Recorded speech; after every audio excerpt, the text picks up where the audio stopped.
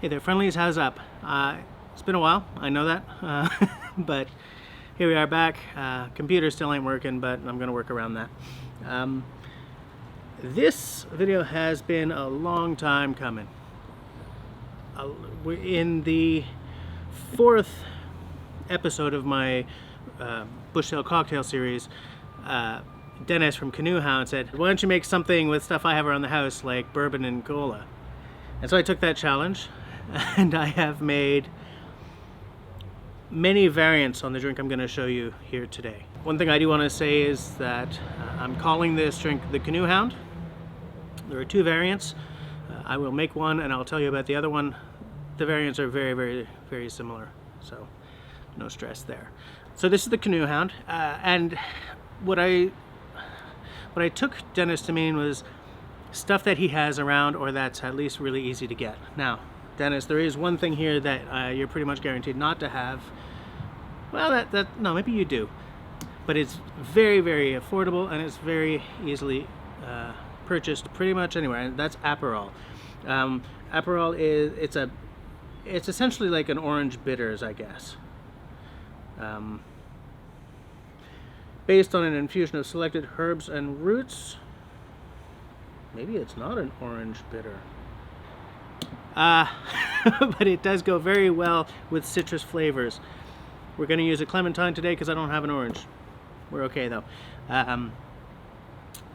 The one, you know what? No, let's just get into it. I'm going to organize the work area just a little bit. Move this glass off to the side. I got my Raindance Bushcraft notebook here because, as I said, I've redone this recipe many times, so I'm just going to take a look. 1 3/4, 1/4 Muddle. All right, so I don't have a mixing glass yet, so I'm going to use a mason jar.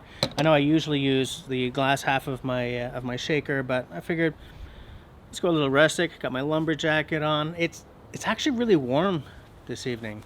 It's got to be like 5 or 8 degrees or something. Obviously, I mean 5 or 8 degrees Canadian, not degrees freedom, for those of you who live south of the border. Here's how we do this. First, we take a knife, we cut a wheel of the clementine. I'm going to get rid of the top. Okay. 1 wheel of clementine. I'm going to throw that in the bottom. I'm also going to cut a wheel for the garnish later. Gonna do this real careful because this knife is sharp, but as you guys know, sharp knife is a safe knife. So there we go. So once we got our wheel in the bottom, we muddle it up a little bit. I'm not muddling to destroy it or vaporize it. I'm just trying to get the juices out a little bit. Next, what we've got here is a 1/4 ounce of honey syrup. Okay, the way you make honey syrup is very simple. This is a 3 to 2, so say you're making a 1.5 cups of syrup in the end. I'm just pulling that out of the ether. This is a lot less. I would put 1 cup of honey to a 1/2 cup of water, heat it up, mix until it's nice and blended. I don't think you necessarily have to go to a full-on boil. It's just once it's all completely blended together, and then you throw it in the fridge to keep. And it's just delicious. This is good for cocktails where you want to bring a little something to the flavor, not just the sweetness. And this cocktail is perfect for that. So I made this honey syrup special for the cocktail.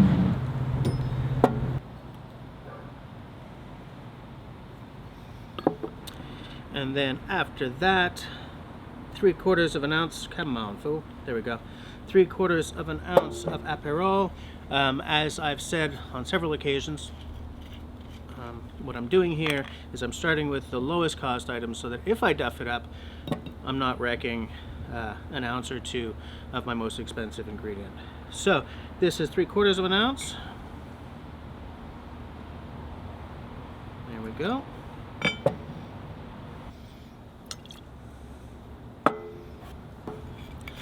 All right, I'm losing my light here, guys. So I'm hoping that I can get this done before we before we're in darkness. So next is a full-on ounce of bourbon. I'm using my usual workhorse, the Woodford Reserve, which is delish. Okay, let's just get this out of the way. So what we do now, we add a little ice, we stir it up, and we're going to throw it into a rocks glass over a large rock. Okay? Whoa, come on, big old rock. These are tough to get out, guys. All right, here's one. Gonna give it a little cracky poo, as Leandro over at the Educated Barfly would say.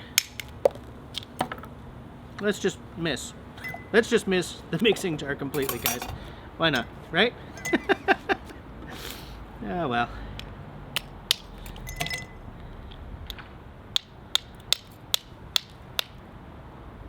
Really?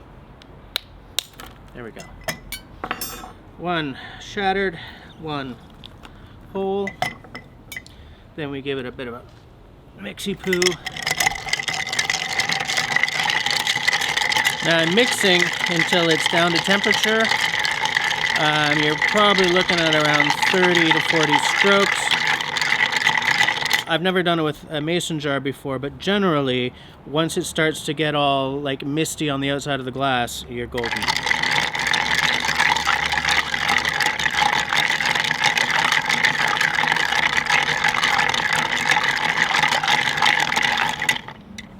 Yeah, that's giving a little bit of a mist. All right, cool. So now that we're all mixed down to temperature, we take a rocks glass, put it down, drop another citrusy wheel in the bottom, and then put a rock on top.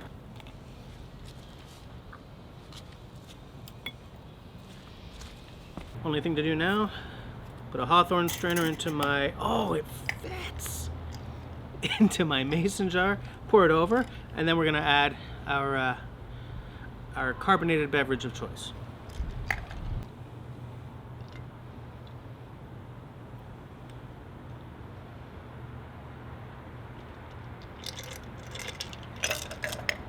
Now what we're using here is tonic water. Here's where we got a little variant thing happening. You can use cola if you want. That'll make the drink a lot sweeter. It'll add a whole lot to the taste that isn't necessarily there if you're just using a tonic water. But you do have to use a really good tonic water though, guys. You know, a lot of your drink is tonic, so make it a good tonic. This is not an ad for Fentimans. It doesn't matter. I usually use Fever Tree, but hey, what else, right? Now you don't have to over pour your bubbles, okay? Pour them good and slow. You're not looking to create a whole lot of foamy goodness on the top of this. You're just, there you go. Look at that wash line. Whoops, ding. Now if you want, you can just do like one light twirl. That's all you need. So now the only thing left to really do is to give it a little taste. I present to you guys the Canoehound.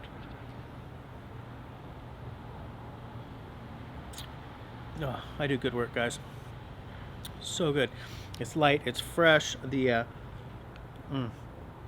Aperol adds a real sort of a bitterness, but not too much, because it's not as bitter as like a full-on Amaro. The bourbon is still there. This is a good bourbon for mixing with. This is actually a pretty good bourbon for sipping too. This is the Woodford Reserve Straight. It's a good sort of mid-shelf bourbon.